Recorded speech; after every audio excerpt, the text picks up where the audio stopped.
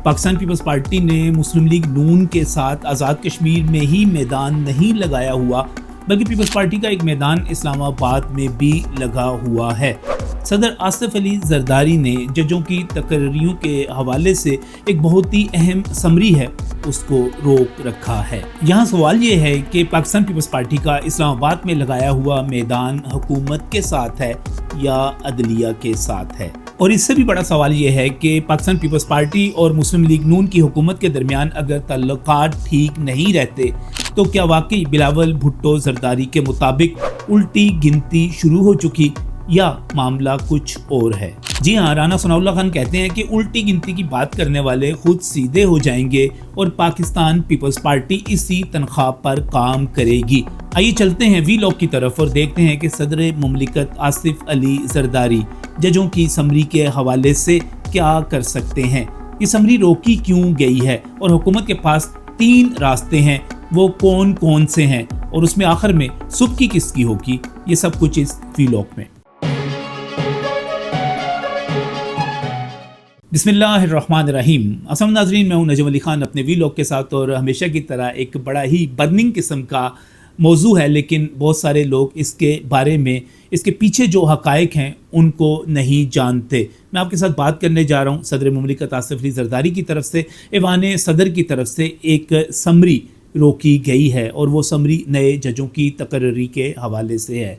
सदर मुमलिकत की तरफ से जजेस के तकर्रुर का नोटिफिकेशन जारी न करने का मामला, ये बड़ी अहम है। 20 और 21 जुलाई को जुडिशल कमीशन का इजलास होता है, उसमें बहुत सारे जजों के नाम जो हैं वो रिकमेंड किए जाते हैं तमाम हाई कोर्ट्स में, और इसके साथ ही कुछ ऐसे जजेस जिनकी मुद्दत मुलाजमत पूरी हो रही होती है उनको मुस्तकिल भी किया जाता है, उनको तोसी भी दी जाती है और ये ख्याल किया जाता है कि मामूल के मुताबिक 24 घंटे 48 घंटे में ये समरी वापस आ जाएगी। इसी पर हुकूमत 27 जुलाई को उनकी हलफ बर्दारी का एक पूरे का पूरा जो है दावतनामा जारी कर देती है। उन जजेस को कंफर्म कर दिया जाता है कि आप जनाब बिल्कुल तैयार हो जाएं, आपका हलफ इस तारीख को होगा। इसके बाद इंतज़ार शुरू हो जाता है कि सदर मुमलिकत आसिफ अली जरदारी जो हैं वो ऐवान सदर से इस समरी की मंजूरी देंगे, लेकिन इस वक्त आज जिस वक्त मैं ये रिकॉर्ड कर रहा हूँ अभी तक वो समरी वापस नहीं आई। यहाँ से सवाल पैदा होते हैं और बहुत सारे सवाल हैं। मैं इसको यकीनी तौर पर जो हमारे अदालती हलके हैं, जो हमारे कानूनी माहिरीन हैं, मैं उनकी तरफ जाऊँ, जो लोग इस पर सियासी और अदालती तरीक़ों से राय देते हैं, मैंने उनसे पूछा। उन सब का ये कहना है कि पाकिस्तान पीपल्स पार्टी नाराज़ है कि जिन जजों के नामों की मंजूरी दी गई उसमें हमारे जज शामिल नहीं थे।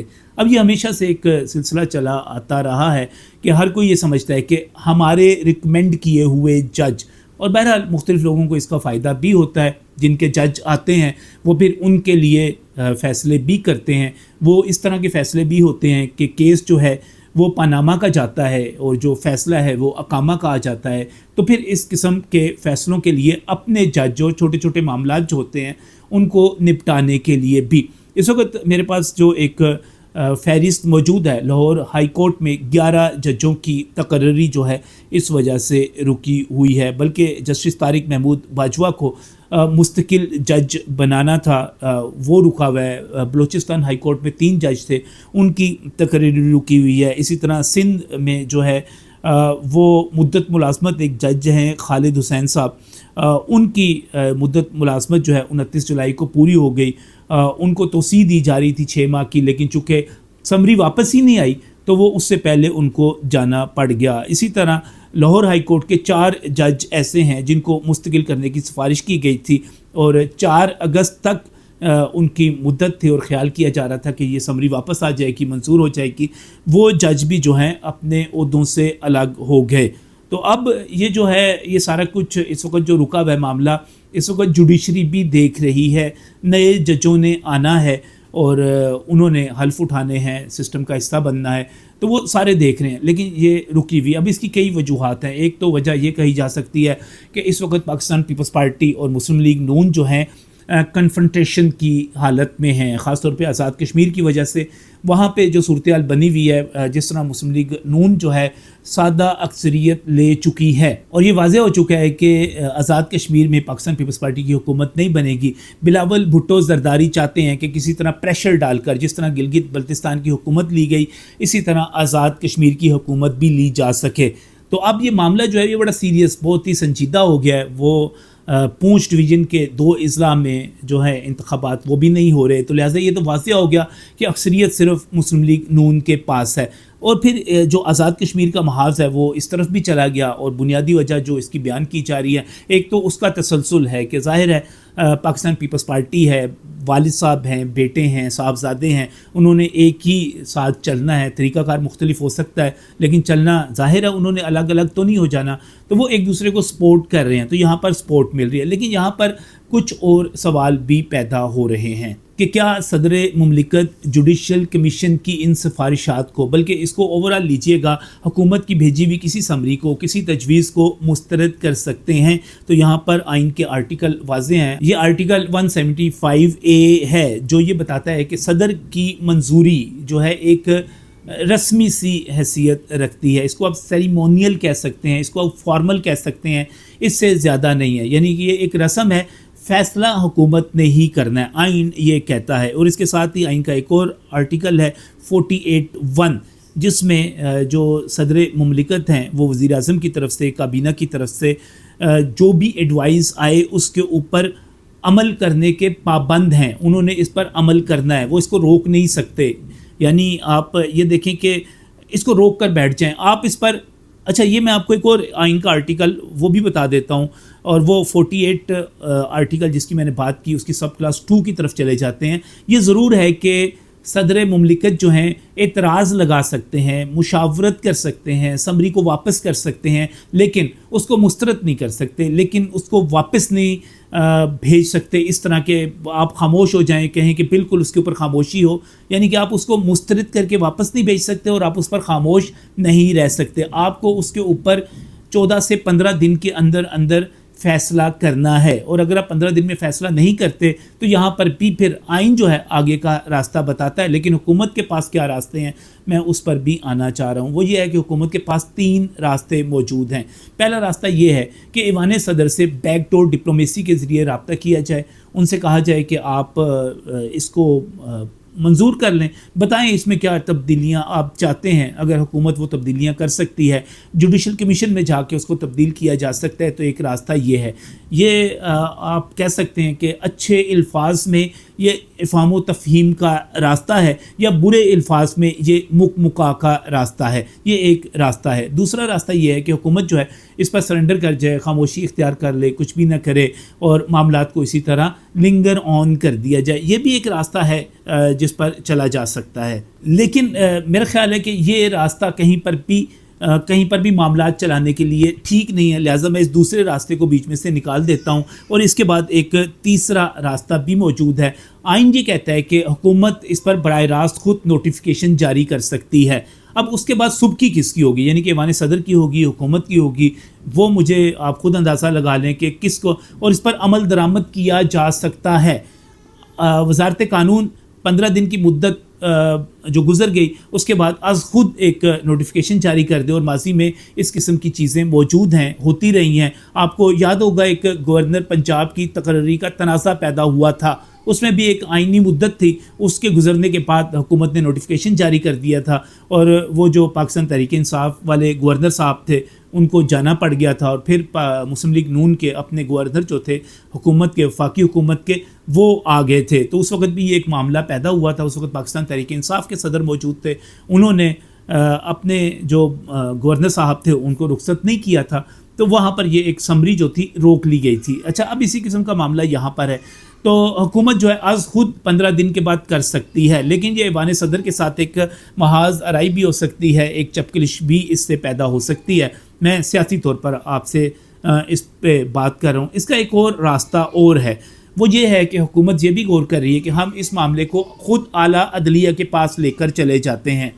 अब आप इसको ज़रा गौर कीजिएगा। मैंने आपको पहले बताया था कि ये लड़ाई है किसके साथ, क्या ये हुकूमत के साथ लड़ाई है یا یہ عدلیہ کے ساتھ پاکستان پیپلز پارٹی کی لڑائی ہو جائے گی موجودہ عدلیہ کے ساتھ، کیونکہ ذرائع کے مطابق مبینہ طور پر پاکستان پیپلز پارٹی کی سفارشات کو شامل نہیں کیا گیا، ان کے اپنے جج نہیں آئے، تو اب وہ اس کو آگے بڑھنے ہی نہیں دیں گے۔ تو جب یہ اعلیٰ عدلیہ کے پاس جائے گی تو وہاں سے ایک فیصلہ جو ہے لینے کی، عدالتی فیصلہ لینے کی کوشش کی جائے گی کہ اگر صدر مملکت 48 گھنٹوں میں یا 7 دن میں یا 15 دن میں ہی ایک مخصوص مدت کے بعد تک وہ جو ہے اس پر فیصلہ کوئی نہیں کرتے، اس پر خاموش رہتے ہیں، اس پر اعتراض بھی نہیں لگاتے، اس کو روک لیتے ہیں، تو اس کے بعد یہ خود بخود منظور سمجھی جائے گی اور ایک پارلیمانی جمہوری نظام اور اس 18ویں ترمیم 19ویں ترمیم جو کہ خود پاکستان پیپلز پارٹی نے کروائی ہوئی ہیں، ان کے تحت یہ کہا جا سکتا ہے، ان کو دیکھتے ہوئے، ان کو مد نظر رکھتے ہوئے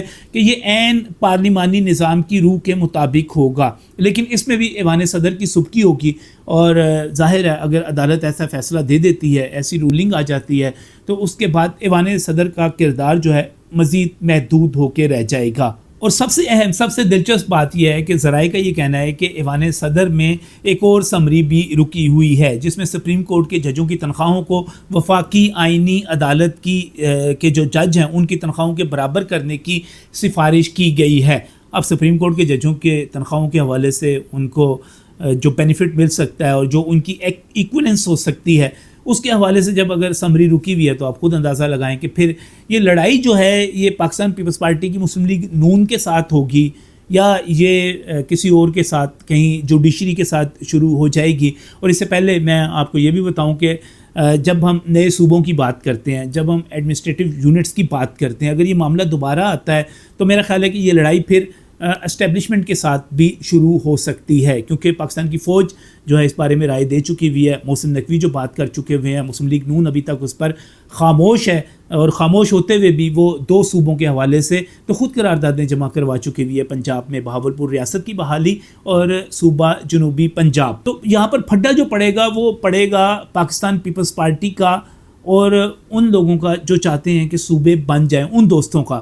تو یہ مجھے لگتا ہے کہ اگلا میدان جو ہے وہ پاکستان پیپلز پارٹی کے ساتھ لگنے والا ہے۔ کس طرح لگے گا، کتنا لگے گا، یا پھر رانا ثناء اللہ خان جو ہیں خود پاکستان پیپلز پارٹی میں رہ چکے ہوئے ہیں، وہ یہ کہتے ہیں کہ الٹی گنتی کرنے والے خود سیدھے ہو جائیں گے، وہ یہ بھی کہتے ہیں کہ وہ اسی تنخواہ پر کام کرتے رہیں گے۔ تو دیکھیے کوئی زیادہ دور کی بات نہیں ہے، پتہ چل جائے گا۔ اور یہ بھی دیکھنا ہے، اس پر پھر کسی ویلاگ میں بات کریں گے، لمبا ہو گیا ویلاگ، کہ پاکستان پیپلز پارٹی اگر حکومت چھوڑ دیتی ہے تو پھر کیا بنے گا، کیا امپیکٹ آئے گا، کیا اثر آئے گا، اس پر آپ بھی بتائیے گا۔ اس کو کیا ملے گا، سسٹم کو کیا ملے گا، کس کو کیا ملے گا، کون کہاں پر کھڑا ہوگا، اور کیا پاکستان پیپلز پارٹی کی جگہ کوئی دوسرا دوست بیچ میں شامل ہو جائے گا جو ابھی دشمن ہے۔ یہ ساری چیزیں موجود ہیں، امکانات موجود ہیں، چیزیں موجود ہیں، تو اس پر تو خیر ڈسکشن کرتے رہیں گے، لیکن آج کی بات اتنی ہے کہ پاکستان پیپلز پارٹی نے ایک محاذ جو ہے اسلام آباد میں لگایا ہوا ہے۔ اب وہ ایوان وزیر اعظم کے ساتھ ہے یا جوڈیشل کمیشن اور جوڈیشری کے ساتھ ہے، یہ پوری بات آپ نے سن لی، آپ خود اس کا اندازہ لگا لیجئے، بلکہ مجھے بھی گائیڈ کیجئے گا آپ کے خیال میں یہ میدان کس کے خلاف ہے اور اس کا نتیجہ کیا نکلے گا۔